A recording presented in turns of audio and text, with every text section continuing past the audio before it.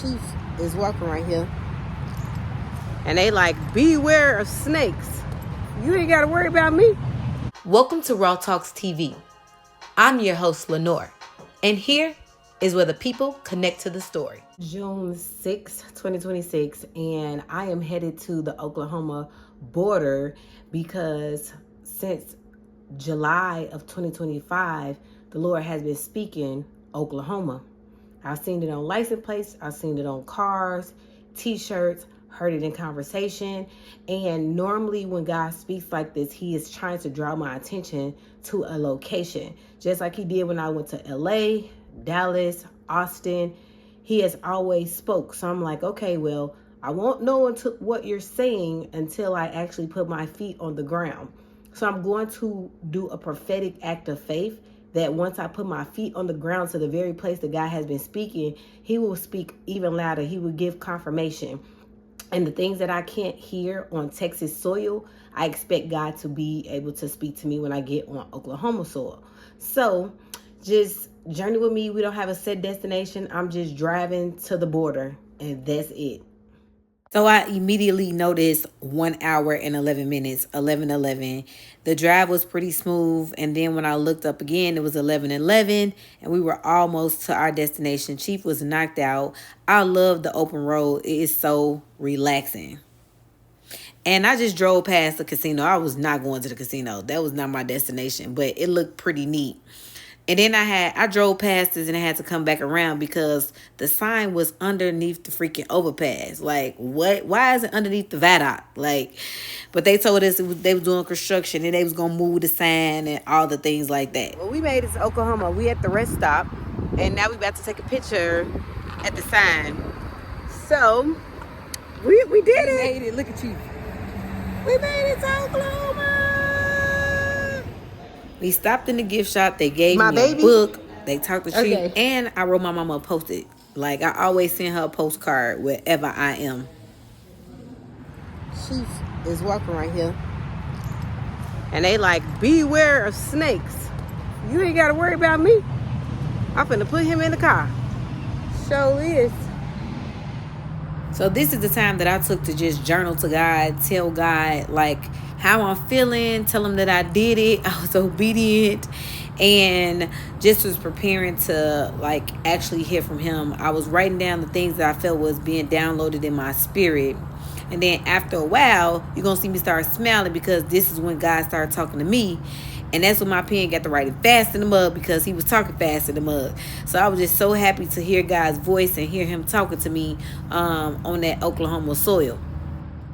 This rest stop was kind of eerie, but then it was kind of relaxing at the same time. I was just thinking, is this what the slaves you guys, escaped? so I am sitting here praying, worshiping, and journaling. And as I was speaking in tongues, and walking around like in circles around here, God brought me to this post on the pole. I would have never seen that, but God is definitely here. He definitely led me here. I have crazy faith. But one thing about Oklahoma, I'm actually in Love County right now, and I learned that in Love County, people intentionally get married here so that their marriage license can say Love County. I thought that was so unique and interesting. Also, another thing about the city of Oklahoma, I was watching Sarah's Oil when I was going to Chicago on my flight, and how God ministered to the little girl and gave her the inheritance of the land, and then also brought generational wealth because of the oil that God told her was on the land that they had abandoned, right? They was trying to get to this 11-year-old little girl. Then also with, the Black Wall Street being based in Oklahoma. So it's definitely richness of Black heritage and of the move of God and an entrepreneurial spirit and to have wealth. So that's just some of the things that I've been thinking about since I've been here. And I'm just going to dwell here just a little longer before I leave this ground. I put Chief in the car.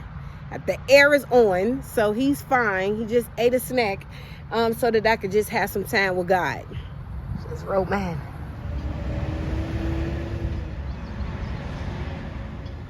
$3.22. Look how much it's saying. This is Gainesville. It reminded me of Champaign or like Decatur or something, Illinois. It seems like they're having a town margarita fest. So it's like 20 different storefronts that's participating in the best margaritas. So they have like little tiny cups and they're going around voting. They have like a little pass badge or whatever that they're wearing, and then they mark it off with a marker. Seems really fun, seems really engaging. So far, everybody seems really nice. So yeah. Are y'all having fun? We are. Yeah. Oh, good.